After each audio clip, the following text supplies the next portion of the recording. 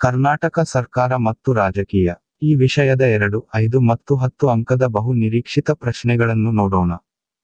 ಮೊದಲು 2 ಅಂಕದ ಪ್ರಶ್ನೆಗಳು. ಪ್ರಶ್ನೆ 1. ಮೈಸೂರು ಪ್ರತಿನಿಧಿ ಸಭೆ. ರಾಜಪ್ರಭುತ್ವ ಎಂದರೇನು? ಏಕೀಕರಣ ಚಳುವಳಿ ಎಂದರೇನು? ಕರ್ನಾಟಕತ್ವ ಎಂದರೇನು? ಆಲೂರು ವೆಂಕಟರಾಯರನ್ನು ಕನ್ನಡದ ಕುಲ ಪುರೋಹಿತ ಎನ್ನಲು ಕಾರಣವೇನು? ಪ್ರಶ್ನೆ 6. ಆಲೂರರ ರಾಷ್ಟ್ರೀಯ ಶಾಲೆಗಳ ಗುರಿಗಳಾವುವು? ಅಂತ ಇದ್ದರೆ. ಪ್ರಶ್ನೆ 7. ಆಲೂರು ವೆಂಕಟರಾಯರ ಪ್ರಧಾನ ಕೃತಿಗಳನ್ನು ಹೆಸರಿಸಿರಿ. ಚೆನ್ನಬಸಪ್ಪನವರ ಹೆಸರಿನೊಡನೆ ಡೆಪ್ಯೂಟಿ ಅಂಟಿಕೊಳ್ಳಲು ಕಾರಣವೇನು? ಗುದ್ದೆಪ್ಪನವರನ್ನು ಆಕರ್ಷಿಸಿದ ವ್ಯಕ್ತಿಗಳನ್ನು ಹೆಸರಿಸಿರಿ. ಬ್ರಿಟಿಷರು ಸಿದ್ದಪ್ಪ ಕಂಬಳಿಯವರಿಗೆ ನೀಡಿದ ಪ್ರಶಸ್ತಿಗಳನ್ನು ಬರೆಯಿರಿ. ಕರ್ನಾಟಕದಲ್ಲಿ ಪ್ರಬಲ ಜಾತಿಗಳು ಯಾವುವು? ಪ್ರಶ್ನೆ 12. ಅಹಿಂದ ಎಂದರೇನು? ಅಂತ ಇದೆ. ಪ್ರಶ್ನೆ 13. ಜಾತಿ ಮತ್ತು ಗುರುತಿನ ರಾಜಕಾರಣ ಎಂದರೇನು? ಪ್ರಾದೇಶಿಕವಾದ ಎಂದರೇನು? ಕರ್ನಾಟಕದಲ್ಲಿ ಪ್ರಾದೇಶಿಕವಾದದ 3 ಕಾರಣಗಳನ್ನು ಬರೆಯಿರಿ. ಪ್ರಾದೇಶಿಕವಾದದ 3 ನಕಾರಾತ್ಮಕ ಪರಿಣಾಮಗಳನ್ನು ತಿಳಿಸಿರಿ. ನಂಜುಂಡಪ್ಪ ಸಮಿತಿ ರಚನೆಗೊಳ್ಳಲು ಕಾರಣವೇನು? ಪ್ರಶ್ನೆ 18. ನಂಜುಂಡಪ್ಪ ಸಮಿತಿ ಅಭ್ಯಸಿಸಿದ ಇತರ ವರದಿಗಳನ್ನು ಬರೆಯಿರಿ. ಅಂತ ಇದ್ದರೆ. ಪ್ರಶ್ನೆ 19. ನಂಜುಂಡಪ್ಪ ವರದಿಯ 2 ಶಿಫಾರಸುಗಳನ್ನು ತಿಳಿಸಿರಿ. ನಂಜುಂಡಪ್ಪ ವರದಿಯ ಅನುಷ್ಠಾನಕ್ಕೆ ಕೈಗೊಳ್ಳಲಾದ 2 ಕ್ರಮಗಳನ್ನು ಬರೆಯಿರಿ. ಪ್ರಾದೇಶಿಕ ಅಸಮತೋಲನ ಎಂದರೇನು? ಕರ್ನಾಟಕದಲ್ಲಿ ಕನ್ನಡೇತರ ಭಾಷೆಗಳನ್ನು ಹೆಸರಿಸಿರಿ. ಕರ್ನಾಟಕದಲ್ಲಿ ಯಾರನ್ನು ಭಾಷಾ ಅಲ್ಪಸಂಖ್ಯಾತರೆಂದು ಪರಿಗಣಿಸಲಾಗಿದೆ? ಪ್ರಶ್ನೆ 24. ಕಾವೇರಿ ಜಲವಿವಾದವು ಯಾವ ರಾಜ್ಯಗಳನ್ನು ಒಳಗೊಂಡಿದೆ? ಅಂತ ಇದ್ದರೆ. ಪ್ರಶ್ನೆ 25. 1947 ರಲ್ಲಿ ಕಾವೇರಿ ಜಲವಿವಾದ ಮರು ಜನ್ಮ ಪಡೆಯಲು ಕಾರಣವೇನು? ಕೃಷ್ಣಾ ಜಲವಿವಾದವು ಯಾವ ರಾಜ್ಯಗಳಿಗೆ ಸಂಬಂಧಿಸಿದೆ? ಕೃಷ್ಣಾ ಜಲವಿವಾದ ನ್ಯಾಯ ಮಂಡಳಿಯನ್ನು 2 ಬಾರಿ ಯಾವಾಗ ರಚಿಸಲಾಯಿತು?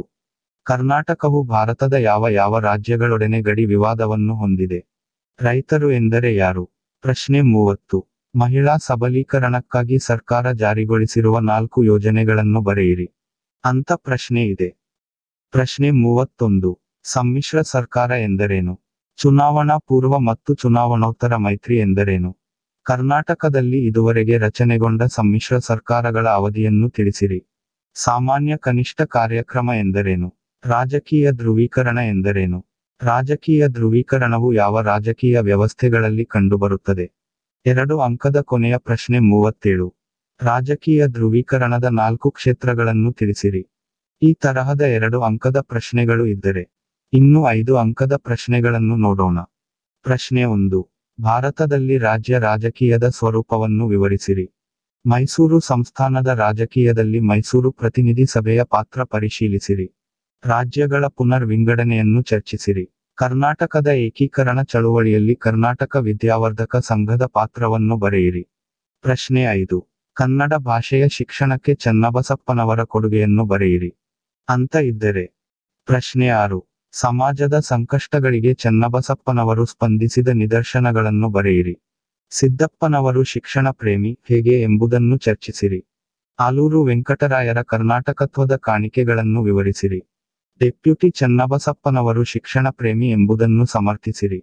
ಗುದ್ದೆಪ್ಪ ಹಳ್ಳಿಕೇರಿಯನ್ನು ಕುರಿತು ಟಿಪ್ಪಣಿ ಬರೆಯಿರಿ. ಪ್ರಶ್ನೆ 11. ಕರ್ನಾಟಕಕ್ಕೆ ಸಿದ್ದಪ್ಪ ಕಂಬಳಿಯವರ ಕೊಡುಗೆಗಳನ್ನು ಪರಿಶೀಲಿಸಿರಿ. ಪ್ರಶ್ನೆ ಇದೆ.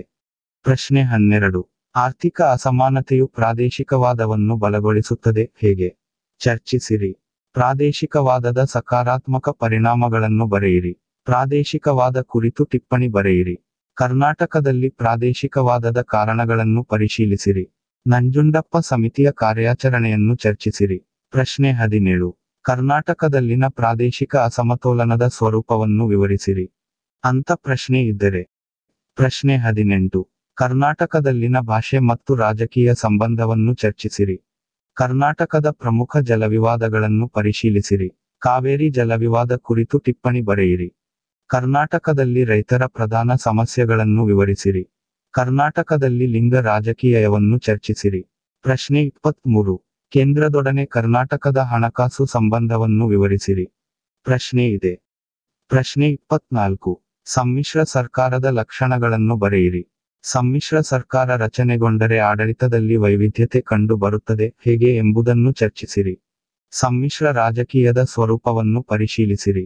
ಕರ್ನಾಟಕದಲ್ಲಿ ಸಮ್ಮಿಶ್ರ ಸರ್ಕಾರ ಕುರಿತು ಟಿಪ್ಪಣಿ ಬರೆಯಿರಿ. ಪ್ರಶ್ನೆ 28. ಸಮ್ಮಿಶ್ರ ಸರ್ಕಾರದ ಪರಿಣಾಮಗಳನ್ನು ವಿವರಿಸಿರಿ ಅಂತ ಇದೆ. ಪ್ರಶ್ನೆ 29. ಕರ್ನಾಟಕದಲ್ಲಿ ರಾಜಕೀಯ ಧ್ರುವೀಕರಣದ ವಿಕಾಸವನ್ನು ವಿವರಿಸಿರಿ. 30. ರಾಜಕೀಯ ಧ್ರುವೀಕರಣವು ಆಡಳಿತಾತ್ಮಕ ಬಿಕ್ಕಟ್ಟನ್ನು ಉಂಟು ಮಾಡುತ್ತದೆ ಹೇಗೆ ಎಂಬುದನ್ನು ಚರ್ಚಿಸಿರಿ. ಕರ್ನಾಟಕದಲ್ಲಿ ಪ್ರತ್ಯೇಕ ರಾಜ್ಯಕ್ಕೆ ಆಗ್ರಹ ಚರ್ಚಿಸಿರಿ. ಪ್ರಶ್ನೆ 32. ಕರ್ನಾಟಕಕ್ಕೆ 371 ವಿಧಿಯ ಅಡಿಯಲ್ಲಿ ವಿಶೇಷ ಸ್ಥಾನಮಾನಗಳ ಬಗ್ಗೆ ಚರ್ಚಿಸಿರಿ. ಈ ತರಹದ 5 ಅಂಕದ ಪ್ರಶ್ನೆಗಳು ಇದ್ದರೆ ಇನ್ನು 10 ಅಂಕದ ಪ್ರಶ್ನೆಗಳನ್ನು ನೋಡೋಣ. ಪ್ರಶ್ನೆ 1. ಭಾರತದಲ್ಲಿ ರಾಜ್ಯ ರಾಜಕೀಯದ ಪ್ರಾಮುಖ್ಯತೆಯನ್ನು ವಿವರಿಸಿರಿ. ಮೈಸೂರಿನ ರಾಜಪ್ರಭುತ್ವದಲ್ಲಿ ಶಾಸನಸಭೆಯ ವಿಕಾಸವನ್ನು ವಿವರಿಸಿರಿ. ಕರ್ನಾಟಕದಲ್ಲಿ ರಾಜಪ್ರಭುತ್ವದ ಆಡಳಿತ ಮತ್ತು ಆಳ್ವಿಕೆಯನ್ನು ವಿವರಿಸಿರಿ. ಕರ್ನಾಟಕದಲ್ಲಿ ಏಕೀಕರಣ ಚಳುವಳಿಗೆ ಕಾರಣವಾದ ಅಂಶಗಳನ್ನು ವಿವರಿಸಿರಿ. ಪ್ರಶ್ನೆ 5. ಕರ್ನಾಟಕದ ಏಕೀಕರಣ ಚಳುವಳಿಯಲ್ಲಿ 1915 ಕನ್ನಡ ಸಾಹಿತ್ಯ ಪರಿಷತ್ನ ಪಾತ್ರವನ್ನು ವಿವರಿಸಿರಿ ಅಂತ ಪ್ರಶ್ನೆ ಇದೆ. ಪ್ರಶ್ನೆ 6. ಕರ್ನಾಟಕಕ್ಕೆ ಪ್ರಮುಖ ಕನ್ನಡಿಗರ ಕೊಡುಗೆಗಳನ್ನು ವಿವರಿಸಿರಿ. ಆಲೂರು ವೆಂಕಟರಾಯರ ಜೀವನ ಮತ್ತು ಕರ್ನಾಟಕತ್ವದ ಪರಿಕಲ್ಪನೆಯನ್ನು ವಿವರಿಸಿರಿ. ಕರ್ನಾಟಕಕ್ಕೆ ಡೆಪ್ಯೂಟಿ ಚನ್ನಬಸಪ್ಪ ಮತ್ತು ಸಿದ್ದಪ್ಪ ಕಂಬಳಿಯವರ ಕೊಡುಗೆಗಳನ್ನು ಪರಿಶೀಲಿಸಿರಿ. 1924 ಬೆಳಗಾವಿ ಅಧಿವೇಶನದಲ್ಲಿ ಹರ್ಡೆಕರ್ ಮಂಜಪ್ಪ ಮತ್ತು ಹುಯಿಲಗೋಳ ನಾರಾಯಣರಾವ್ ಅವರ ಪಾತ್ರವನ್ನು ವಿವರಿಸಿರಿ. ಪ್ರಾದೇಶಿಕವಾದದ ಕಾರಣ ಮತ್ತು ಪರಿಣಾಮಗಳನ್ನು ವಿವರಿಸಿರಿ. ಪ್ರಶ್ನೆ 11. ನಂಜುಂಡಪ್ಪ ಸಮಿತಿಯ ಶಿಫಾರಸುಗಳನ್ನು ಚರ್ಚಿಸಿರಿ ಅಂತ ಪ್ರಶ್ನೆ ಇದೆ. ಪ್ರಶ್ನೆ 12. ಕರ್ನಾಟಕದಲ್ಲಿ ಪ್ರಾದೇಶಿಕ ಅಸಮಾನತೆಗಳನ್ನು ವಿವರಿಸಿರಿ. ಕರ್ನಾಟಕದ ಜಲ ಮತ್ತು ಗಡಿ ವಿವಾದಗಳನ್ನು ಸಂಕ್ಷಿಪ್ತವಾಗಿ ಚರ್ಚಿಸಿರಿ. ಕೇಂದ್ರದೊಡನೆ ಕರ್ನಾಟಕದ ಸಂಬಂಧವನ್ನು ಪರಿಶೀಲಿಸಿರಿ. ಕರ್ನಾಟಕದಲ್ಲಿ ಸಮ್ಮಿಶ್ರ ಸರ್ಕಾರಗಳ ಕಾರ್ಯಾಚರಣೆಯನ್ನು ವಿವರಿಸಿರಿ. ಸಮ್ಮಿಶ್ರ ಸರ್ಕಾರ ಎಂದರೇನು? ಅದರ ಪರಿಣಾಮಗಳನ್ನು ಚರ್ಚಿಸಿರಿ. ರಾಜಕೀಯ ಧ್ರುವೀಕರಣದ ಪರಿಣಾಮಗಳನ್ನು ವಿವರಿಸಿರಿ. ಕೊನೆಯ ಪ್ರಶ್ನೆ 18. ಕಿತ್ತೂರು ಮತ್ತು ಕಲ್ಯಾಣ ಕರ್ನಾಟಕದಲ್ಲಿ ಅಭಿವೃದ್ಧಿಯ ಸವಾಲುಗಳನ್ನು ಪರಿಶೀಲಿಸಿರಿ.